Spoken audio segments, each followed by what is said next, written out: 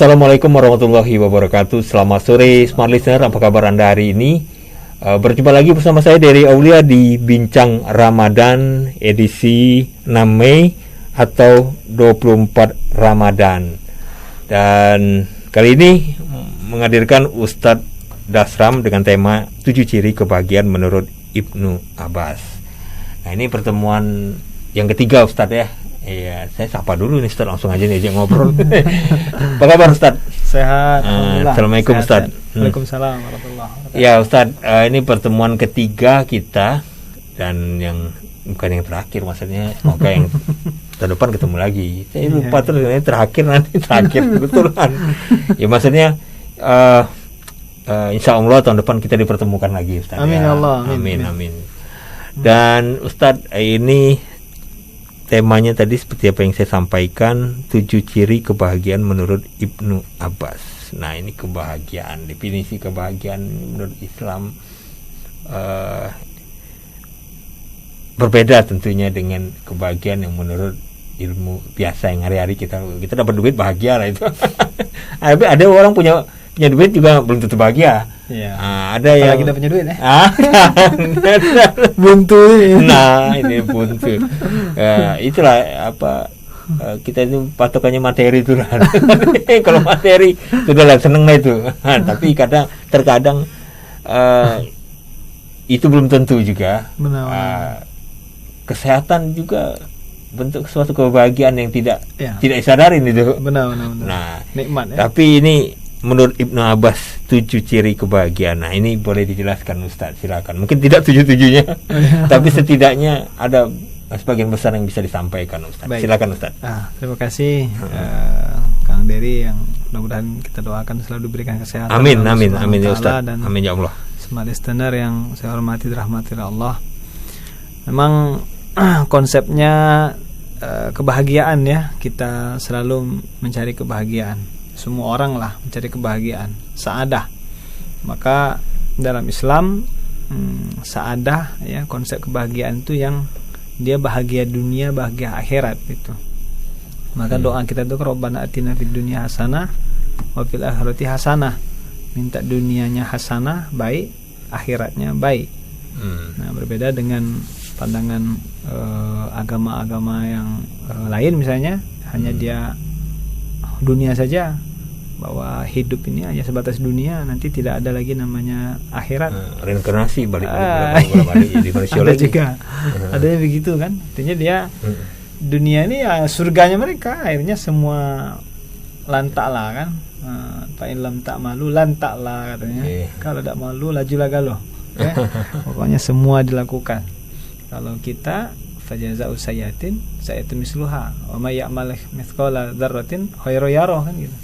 Pada siapa yang mengerjakan amal baik maka dia melihatnya, kalau mengerjakan amal buruk ya syarran yarah ya, begitu juga dia akan melihat nampaknya. Maka seorang sahabat Rasulullah bernama Ibnu Abbas ya, didikan Rasulullah itu ketika ditanya seorang tabi'in, dia mengatakan minimal ada 7 yang membuat orang itu bahagia. Yang pertama adalah qalbun syakirun ya, hati yang selalu bersyukur. Jadi punya hati yang selalu bersyukur. Nah, ini kan sikap ya, sikap yang selalu berterima kasih gitu, selalu bersyukur dengan nikmat.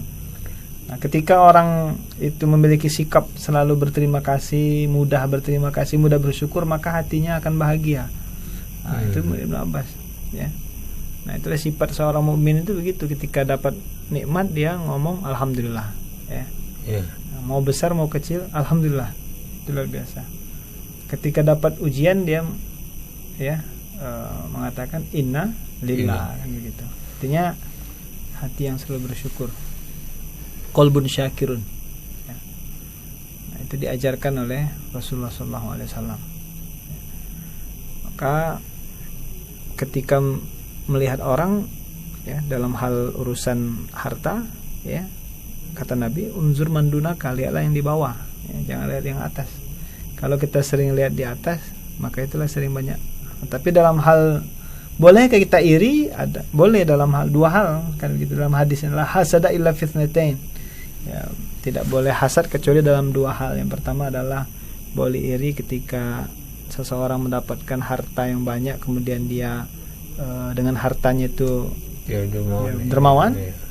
Yang kedua orang yang memiliki ilmu kemudian dengan ilmunya dia bermanfaat kan gitu. Boleh iri dengan dua hal itu. Kenapa aku tidak bisa kayak gitu juga? Artinya irinya dengan positif thinking ya, bukan negatif. Ini mah dari mana dia terus nah itu. Noyo le nauzubillah sampai ada suzon ya. Tidak jelas juga dia terus. Ya, kadang membuat hati rusak ya. Iya betul. Ini udah Ramadan yang hampir-hampir terakhir nih ya. Udah Masya Allah tanggal 6 Mei ya 24 Ramadan. Nah itu qalbun syakirun. Maka ketika ingin bahagia, milikilah hati yang selalu bersyukur. Alhamdulillah ya Allah. Maka adanya juga yang ngasih tip kan, biar kita bahagia tuh setiap pagi itu minimal nuliskan 5 hal. Dan itu saya sering yang kita diberikan oleh Allah. Ya. Satu, alhamdulillah masih bisa hidup, itu kan penting kan. Pacak bernapas. Masih bernapas. Penting itu. Iya. Maka bangun tidur baik kita ucapkan alhamdulillahilladzi ahyana kan ba'da ma amatana wa ilaihin nusyur. Alhamdulillah, segala puji bagi Allah. Nah, kemudian misalnya alhamdulillah anak masih sehat, istri masih sehat, masih ada makan. Maka kata Nabi kalau 3 hal dikasih oleh Allah maka dia lebih kaya dari dunia dan segala isinya. Yang pertama ya man kana mu'afan fi jasadihi. Ada orang yang sehat jasadnya ketika bangun tidur. Yang kedua aminan fi sirbihi. Ya, aman keluarganya. Ya, artinya alhamdulillah dia sehat, bangun tidurnya sehat, keluarganya aman.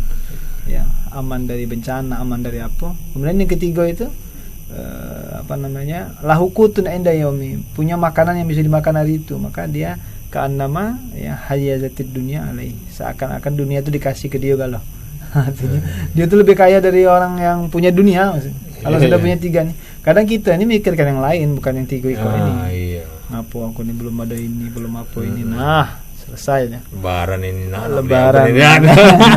Padahal makanan ada kan? Iya. Ya, zaman Nabi kan misalnya makanan itu cuma untuk sehari-sehari. Habis hari ini mungkin besok banyak persahabat tuh yang masih kelaparan. Bahkan Nabi itu mencontohkan betapa sederhananya sampai naruh batu-batu ya.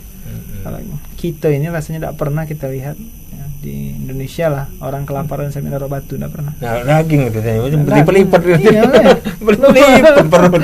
Nah, ini Bukan makanan sehari saya yakin yang di rumah-rumah ini ada yang sampai stoknya itu sampai akhir Ramadan lah dong. Beras belum habis kita beli nih. Iya. Artinya kalau dibilang sengsara sederhana kayak Nabi ya belum ada. Tidak sederhana ini berarti. Artinya makanan itu sampai seminggu ke depan tuh insya Allah ada lah untuk makan nasi ya. Iya minimal ya. Minimalnya luar biasa. Air galon masih banyak. Gas masih banyak. Gas masih banyak. Sudah itu. Itu belum sederhana lah itu kategori Nabi itu. Iya. Belum ada naruh batu kan. Jadi hati yang bersyukur. Yang kedua, al-azwaj as-solihah, memiliki pasangan yang soleh-solehah. Pasangan. Jadi orang mau bahagia biasanya harus memiliki pasangan yang soleh-solehah. Maka pada prinsipnya kan keluarga itu rumah ya, asakan. Maka katanya kan wa min ayatihi an khalaqalakum min anfusikum azwaja, diciptakan ya tanda-tanda kekuasaan Allah itu ya azwaja pasangan kita untuk litaskunu sakinah, untuk berlakukan ketenangan. Maka ketika orang menikah biasanya tenang hatinya ya, itu harapannya kan menikah itu adalah membuat ketenangan hati. Ada yang tidak nikah, sudah nikah Ustaz baru tenang, belum tenang ya kan. Tenang. Nikah sekali lagi ya sudah. Ya, itu pengennya. Oke. Artinya memang tenang ya pasangan. Mawaddah warahmah kan samara ya, sakinah mawaddah warahmah. Ada tempat balik Ustaz. Ada tempat balik. Benar. Iya, kalau udah nikah bingung balik ke orang tua. Kalau orang tua masih hidup, tapi bingung ngapain ada tempat balik lagi. Kalau ada bini, ada anak, ada keluarga istilahnya. Benar. Tenang, ada bini masak di rumah. Agak tenang dikit gitu. Tidak beli lagi berarti. Iya. Kalau bujang nak beli gitu ya istilahnya. Benar. Makanya mawaddah kan sakinah mawaddah. Mawaddah itu biasanya orang menikah, mawaddah dia melihat kelebihan. Banyak orang menikah tuh melihat kelebihan. Sebelum menikah itu kan si A ini bermobil, tidak tahu mobilnya rental mungkin. Nanti mobil dulu. Atau minjem tanggo. Iya, tidak tahu dia. Yang penting fisik dulu, mawaddah dia. Ganteng, cantik, ya. Tapi dengan berjalannya waktu kan hal-hal itu tuh pada prinsipnya kan mulai pudar, ya. Cantik lama-lama, nenek-nenek juga. Iya, ujung-ujung atau Iya, ganteng begitu juga, ya. Tapi muncullah rohma. Rohma itu adalah menutupi kekurangan. Maka kita lihat kadang di jalan-jalan ada nenek-nenek, kakek-kakek sering suapan. Pada umurnya 60 tahun, tapi mesranya luar biasa. Oh, pokoknya saling rangkulan. Itu bukan mawadah lagi, bukan melihat kelebihan lagi itu. Kalau melihat kelebihan banyak yang bercerai itu. Ngapo dulu cantik sekarang ya, pengot ini ya. SAG sudah habis gigi ya. Iya. Lompong ya. Iya. Tapi warahmah menutupi kekurangan, jadi saling ini. Kayak masyaallah ya. Oke. Itu al-azwaj as-salihah. Nah, Ustaz, kita jeda dulu, Ustaz, nanti kita teruskan lagi ya. Baik. Yang tadi, Ustaz, ciri-ciri kebahagiaan menurut Ibnu Abbas. Tadi yang kedua ini yang agak menarik ya. Agak menarik dan lucu nih, Ustaz. Mempunyai pasangan. Nah, ini juga menjadi pertanyaannya seperti ini, Ustaz. Antara laki-laki dan perempuan ini ada perbedaan. Ada sedikit perbedaan. Ya memang berbeda sih.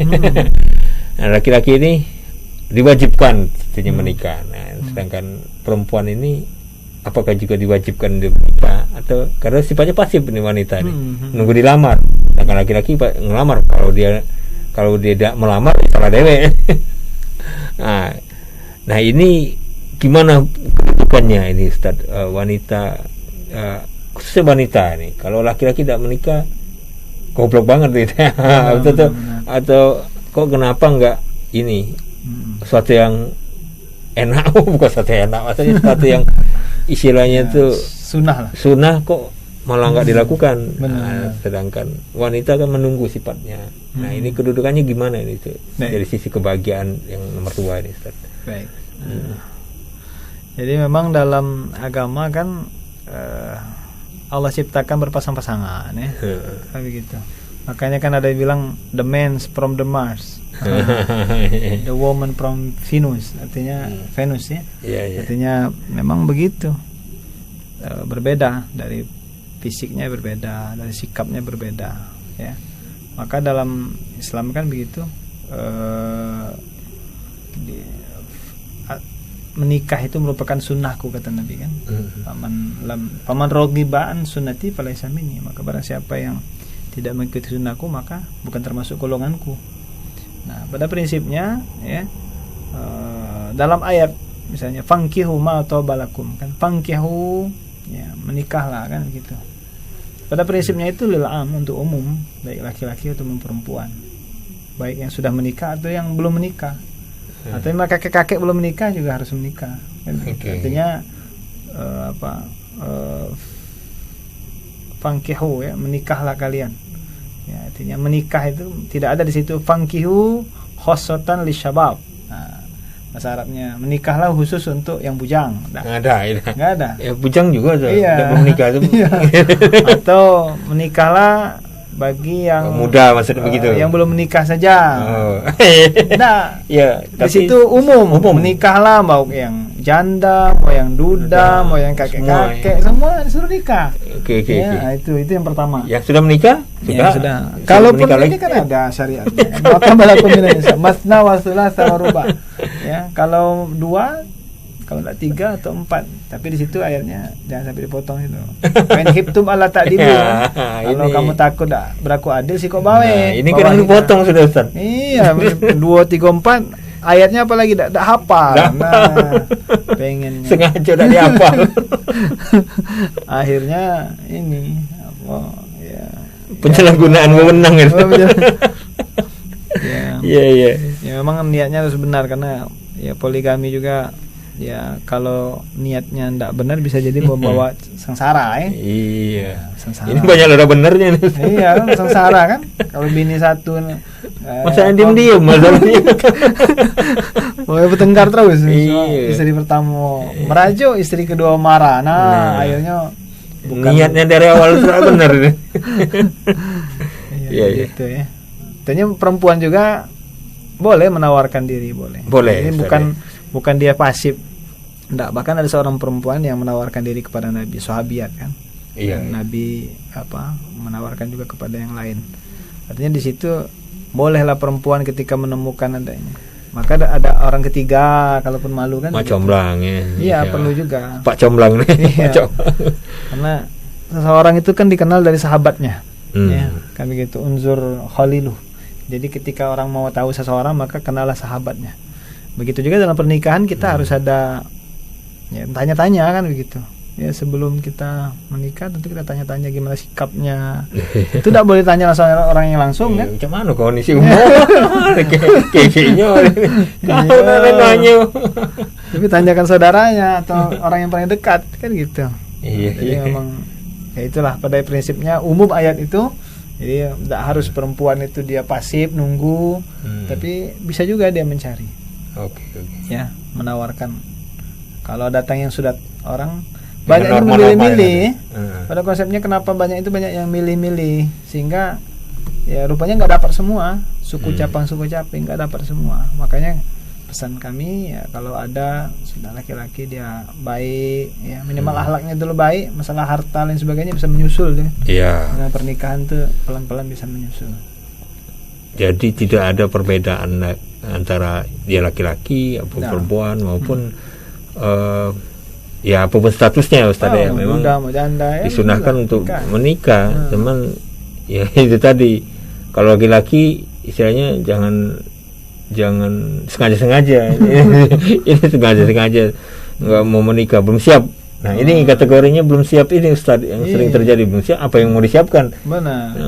Istilahnya cincin besi pun nggak salah ya, benar. Tapi kan sekarang ini Ustaz, faktor budaya dan kultur daerah ini sangat mempengaruhi. Jadi ya memang nikahnya secara agama, tetapi kultur budaya ini sangat pengaruh sekali. Benar.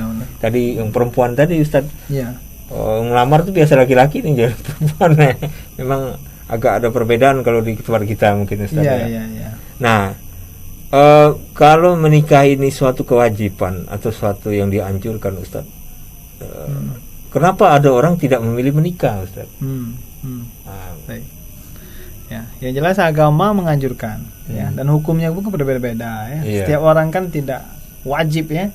Nah, ada yang hukumnya menikah itu wajib ketika dia sudah mampu secara fisik, mampu secara finansial, dan dia dikhawatirkan zina misalnya, maka dia wajib hukumnya. Tapi ketika ada orang yang belum mampu memberikan ini, dia memilih belum menikah, yaitu hukumnya bisa jadi sunnah atau makruh bagi dia. Oke. Nah, jadi memang hukumnya itu berbeda-beda. Nah, ketika ada yang pilihan tidak mau menikah atau mau membujang tanpa alasan, itu sebenarnya menyalahi. Maka tadi kan an-nikahu sunnati, nikah itu sunnahku kata Nabi.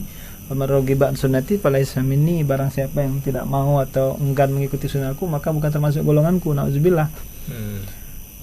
Maka intinya ya menikah itu merupakan ya pembuka pintu rezeki ya, kan begitu. Maka dalam hadis itu iltamisur rizqa bin nikah, carilah rezeki itu dengan menikah. Karena kita jarang lihat orang masih bujangan dia punya segala, mobil, harta, kebun pun jarang. Ya, tapi setelah menikah biasanya baru dia punya pikiran, punya tabungan, punya ngobrol sama ya. Alhamdulillah dia berkembang ya. Banyak kita lihat masa remaja begajulan, tapi ketika menikah berubah ya. Karena dia punya tanggung jawab ya. Oke. Jadi sudah yang kedua soal menikah itu Ustaz ya. Kalau kita ngomongin soal menikah panjang jadi cerita. Enggak selesai ini Ustaz. Nah, yang tiga ini Ustaz. Ya. 3 dari 7 sebenarnya. Iya, tapi ya memang waktunya. Ya. Pokoknya yang secukupnya aja. Baik. Jadi yang ketiga ini kata Ibnu Abbas, kalau orang mau bahagia itu punya al-aulad al-abror ya, punya anak-anak yang solihah. Makanya kan harta yang paling mahal ya adalah anak yang soleh-solehah kan gitu. Nah, pada prinsipnya anak soleh-solehah inilah yang menjadi jariah ya. Kita mau ketika kita meninggal, anak kita yang mendoakan kita, apa yang mereka lakukan itulah mengalir pahalanya untuk kita. Nah, maka anak ini dalam konsepnya kan ada macam-macam ya. Kalau orang-orang dulu tuh malah bagi anak itu ada 4. Ada anak itu seperti anak tangga, Ya. Ya, anak tangga, gimana anak tangga? Dia mantap. Nah, tangga kan jarang bergerak-gerak, ya, dan dia bisa mengantarkan orang tuanya ke atas. Ya, artinya anaknya ada juga tipe anak tuh yang mantap saja itu, tidak banyak apa namanya, Ya, ulah. tidak banyak ulah. Ada anak tuh yang dia diam, disuruh ini mau taat lah ya. Kita mudah-mudahan begitu. Ada juga anak tuh seperti anak pisang. Anak pisang. Anak pisang itu filosofinya ketika dia tumbuh kan tidak pernah jauh dari emaknya. Ya, kan begitu. Kalau ada pisang itu potong sini, tumbuh sini deh. Potong sini, tumbuh sini. Anak pisang. Ada juga anak tuh yang dia ya artinya masih bergantung sama orang tua. Ada juga tipe anak yang demikian. Ya, yang dia tidak mau jauh dari orang tua. Kalau bisa ya sekolahnya di kampung itulah, SD di situ, SMP situlah, SMA situlah, nikah pun sama orang dekat situlah. Ya, bahkan kalau tinggal di situ. Tinggal pun masih sama wong tuanya. Bahasanya ada juga yang begitu tipe anak. Ada juga tipe anak itu yang seperti anak lumpang, anak apa? Lumpang ya. Lumpang. Anak batu. Ya, nauzubillah kita. Ya, filosofinya anak batu itu adalah anak yang selalu, kalau anak batu kalau ngulek terus diulek ya, sampai kalau bisa sampai pecah lumpangnya. Ya, ada anak tuh yang selalu menyusahkan orang tua. Ya, tipe anak yang hidupnya itu ya pokoknya selalu masalah ya sama orang tuanya.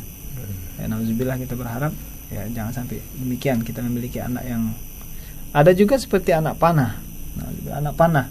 Apa filosofi anak panah itu? Ketika panah itu dilepaskan dia tidak balik ke busurnya lagi kan, terus makin jauh. Ada dalam kisah-kisahnya kita dengar misalnya anak itu ya sukses, berhasil, tapi dia lupa sama orang tuanya. Nauzubillah. Dia berhasil tapi tidak pernah nelpon orang tua, tidak pernah bahkan menanyakan kabar ya. Nah ini nauzubillah min dzalik. Oleh karena itu yang pertama tadi al-aulad as-shalihah ya, memiliki anak-anak yang soleh inilah yang menjadi kesenangan hati ya.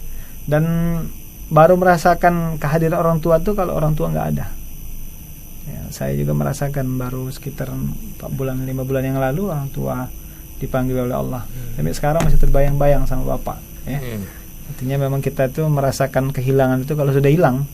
Kalau masih ada kita merasa, makanya biasa aja kalau masih ada. Tapi kalau sudah ada hilang itu ya kita ingat kebaikan-kebaikannya masih. Ya tentunya sekarang ya doa sebagai anak, kita doakan, kirim Fatihah ya untuk kebaikan orang tua.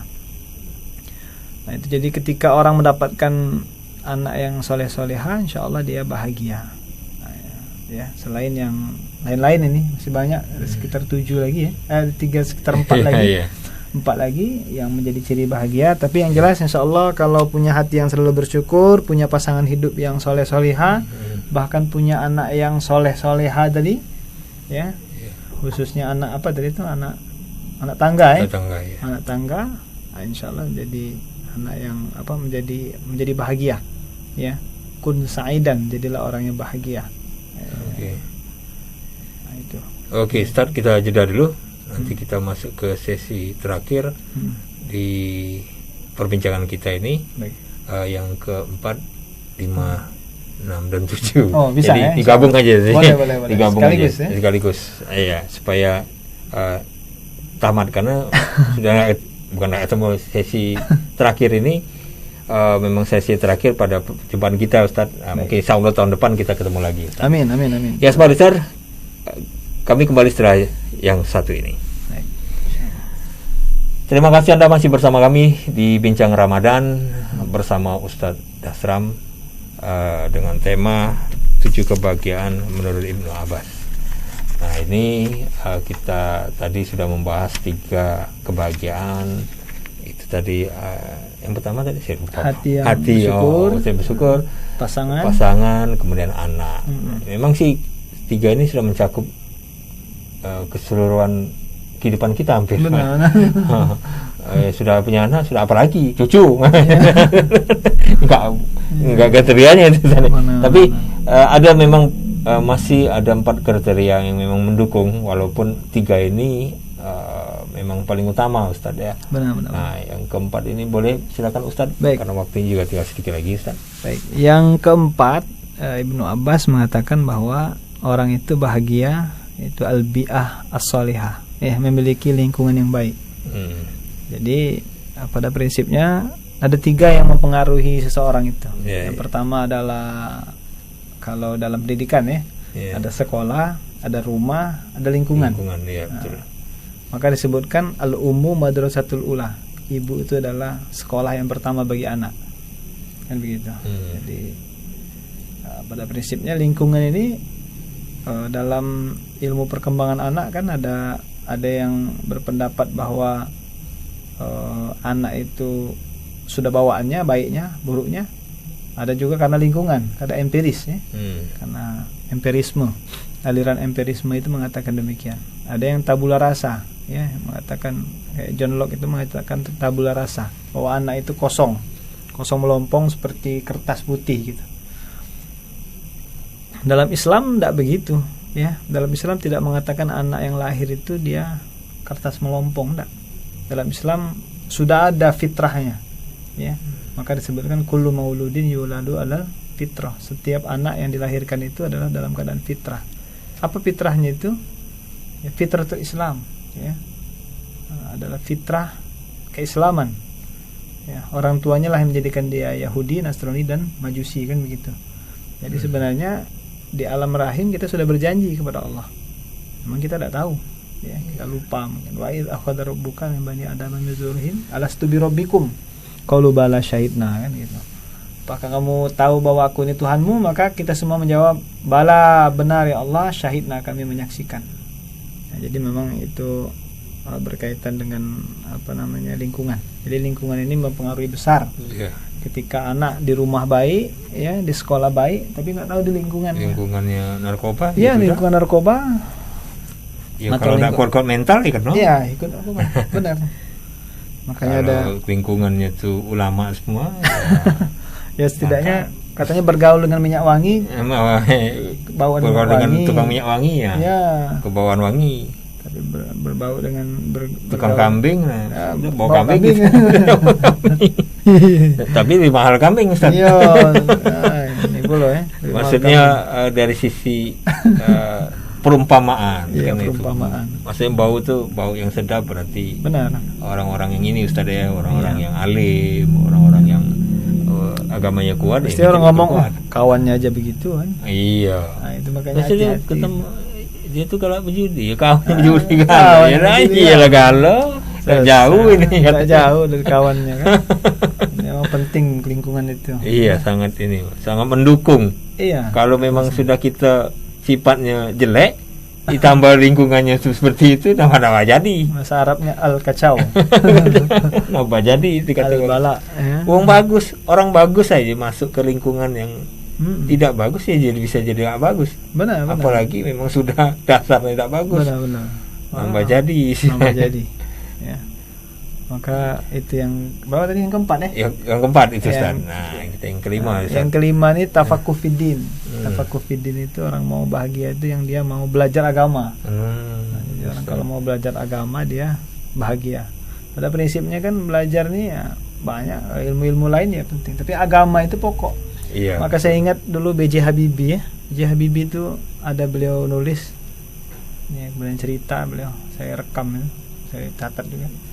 Jadi katanya tahulah B.J. Habibie pinternya gimana kan. Iya. Tapi di akhir hayatnya beliau ngomong, kalaulah saya dulu bisa memutar waktu, saya pengen belajar agama gitu. Iya, Coba simak di YouTube beliau. Artinya beliau pengen hafal Quran kayak gitu Iya betul. Artinya memang begitu. Saya aja seperti itu begitu. Tapi saya akhirnya pikir sudah anak saya nanti belajar kan pasti begitu. Iya Pak, kita kalau sudah mau berpikir, aduh ini kita sudah kehidupan dunia ini udah kacau balau ini. Agama lah satu-satunya pegangan. Benar. Hampir sama yang paling utama. Kita, prinsipnya. Saya juga kaget-kaget, ya Allah, B.J. Habibie kalau seandainya saya tidak begitu ini katanya ilmu tentang ini, saya pengen belajar agama. Iya. Dia umur beliau sudah berapa, tapi beliau ini betul. Masya Allah itu kegalauan itu. Kegalauan. Iya. Ya, dari kegalauan sisi tentang dunia ini, ketidakpastian, Mm-mm. agamalah satu-satunya Iya, jalan keluar. makanya luar biasa itu, saya simak terus itu Betul. video beliau itu ya. Iya. Apalagi kematian siapa, istri beliau Ainun ya. Nah, itu menggoncang hati beliau. Otak Jerman hati Mekah itu. Iya, luar biasa. Siapa tak kenal B.J. Habibie Iya. ya. Nah, selanjutnya karena waktu ya. Iya, Jadi yang Al-Bi'ah kelima. Sholihah, kemudian al-umru al-barakah, Mm-mm. umur yang berkah. Iya. Yang keenam itu adalah yang kelima. Ya. Yang keenam ya. Keenam. Umru al-barakah, umur yang berkah. Nah, gimana itu Ustaz? Nah, umur yang berkah itu ya, kalau hadis itu yang panjang umurnya, yang baik amalnya gitu. Oh, Beda iya, aja. iya. Jadi kalau yang tak berkah itu yang panjang umurnya, sedikit amalnya. Intinya itu. Umur itu ada dua. Kalau saya lihat, umur amal dengan umur memang waktu. Ya. Iya. Ada orang umurnya seperti contohnya Imam Nawawi, umurnya mungkin 40 tahun. Tapi amalnya itu ratusan tahun sampai sekarang. Rasulullah lah. Ya, umur beliau 63 tahun. Iya. Ya, sampai hari kiamat nama beliau masih asyhadu alla ilaha illallah wa asyhadu Disebut anna terus. Muhammadan, disebut terus. Ya. Karena ya ini apa namanya? Amalnya mengalir terus. Imam Nawawi tadi saya bilang umur 40 tahun, tapi kitabnya Riyadhus Shalihin dikaji di pesantren semua sampai sekarang. Riyadhus Shalihin ya, kitab-kitab hadis itu banyak karangan. Ada beberapa ulama-ulama yang juga yang meninggalnya Iya, muda, tapi ilmunya juga Oh iya, sampai masih sekarang. sampai Imam sekarang. Syafi'i ya, Iya, semua benar. sampai sekarang Kalau ulama Indonesia juga banyak Ustaz ya, Iya. yang seperti itu, tapi terus ilmunya Iya. itu Syekh Ali Jabir. iya, Syekh Ali Jabir. Syekh Ali Jabir berapa umur beliau? Habib apa? Jepri. Ya, Ustaz Al-Bukhari, Jepri. Ustaz Jepri.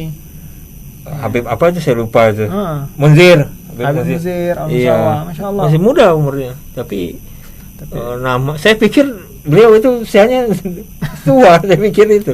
Iya. Ternyata beliau masih 40 nggak Itulah salah. yang cerdas Pas itu. Iya. Cerdas ya, umurnya pendek tapi amalnya panjang ya. Iya, namanya juga ingat gitu. Iya. Kita aja yang nggak ada hubungan saudara. Kadang kita ini pengen panjang umur tapi ya Tapi amalnya terbatas. Iya. bagusnya sih panjang umur, Amal banyak juga amal. banyak. Itu harapannya. Iya. Itu harapannya. Yang terakhir ya? Ya, yang terakhir Ustaz. Yang Maksudnya juga bukan yang terakhir. Maksudnya yang ketujuh tadi. yang ketujuh Ustaz. Yang Kalau ketujuh. terakhir itu nanti udah ada lagi nanti.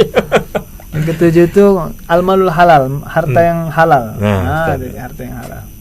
Jadi memang apa yang dimakan itu yang akan mencerminkan sikap ya. Ya, Jadi rupanya kebahagiaan. memang makanan itu ya atau harta itu berpengaruh terhadap sikap seseorang. Memang rupanya begitu. Mohon maaf, saya pernah baca ini ya. Tapi ini kan beda-beda penelitian mungkin ya.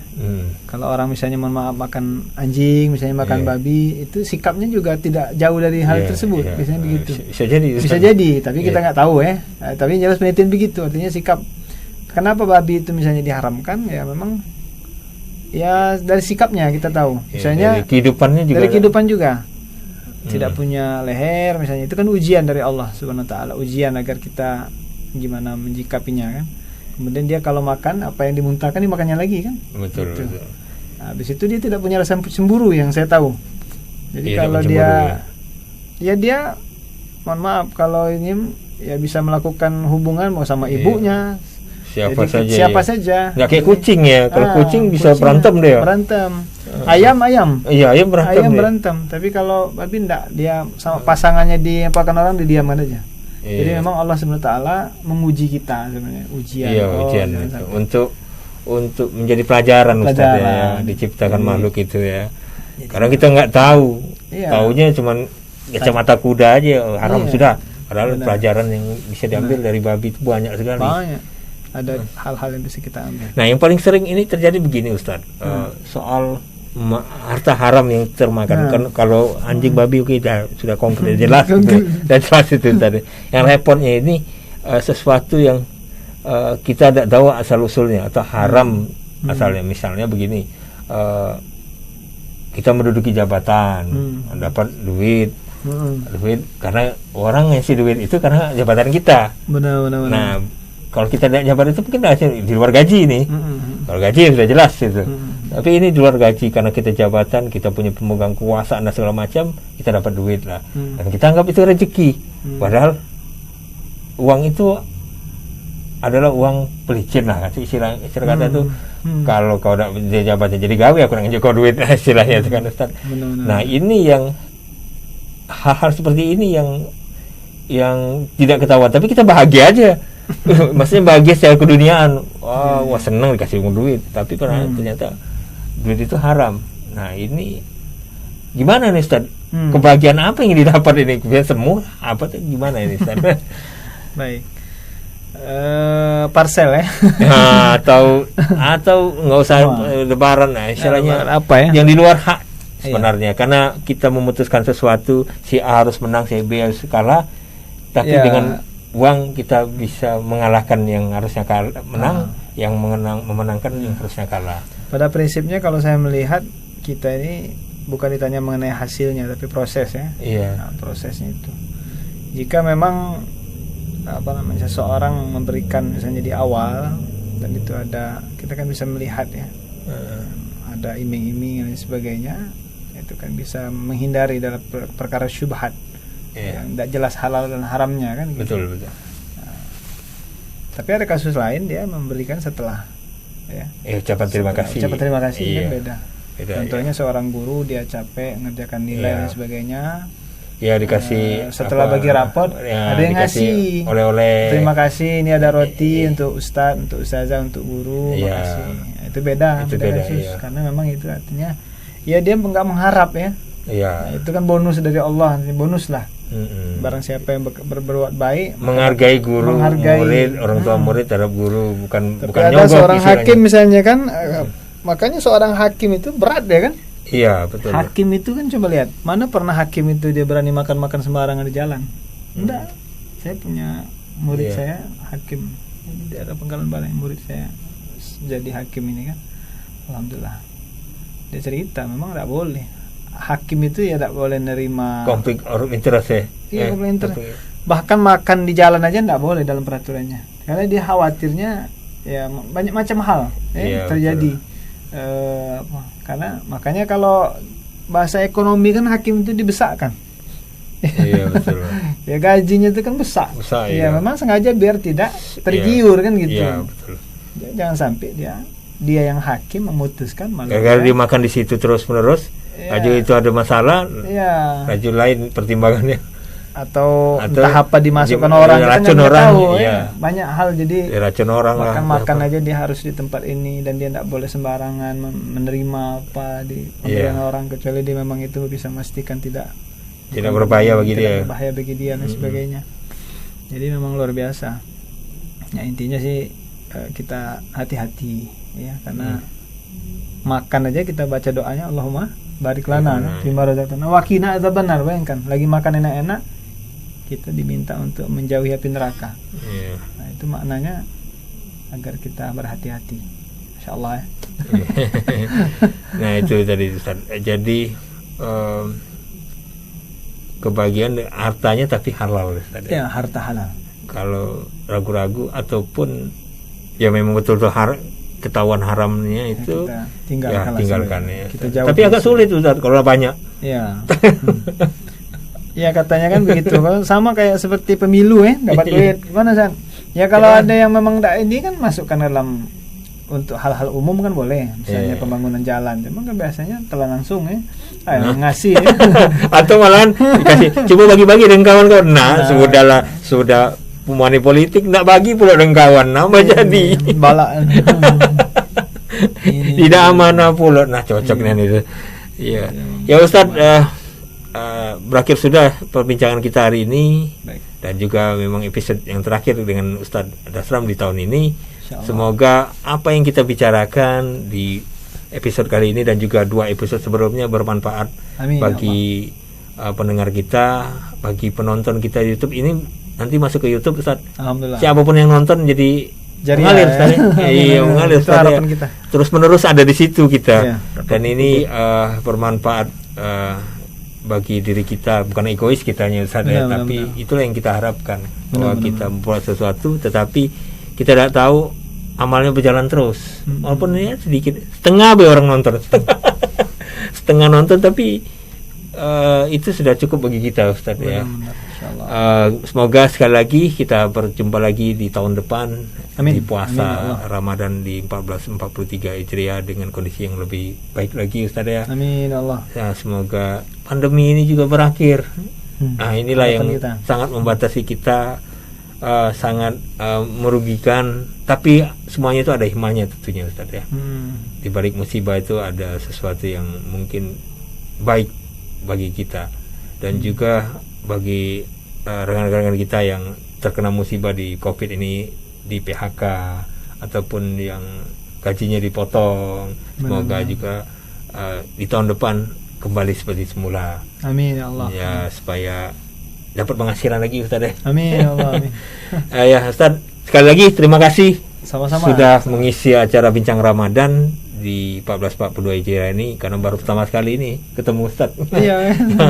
Sebelumnya kita lewat WA dan hanya tahu aja namanya. Benar. Baik. Dari perbincangan Bincang Ramadan bersama Ustadz Asram dan Bu Dompet Wafa, saya Dery Aulia undur diri. Assalamualaikum warahmatullahi wabarakatuh. Waalaikumsalam warahmatullahi wabarakatuh.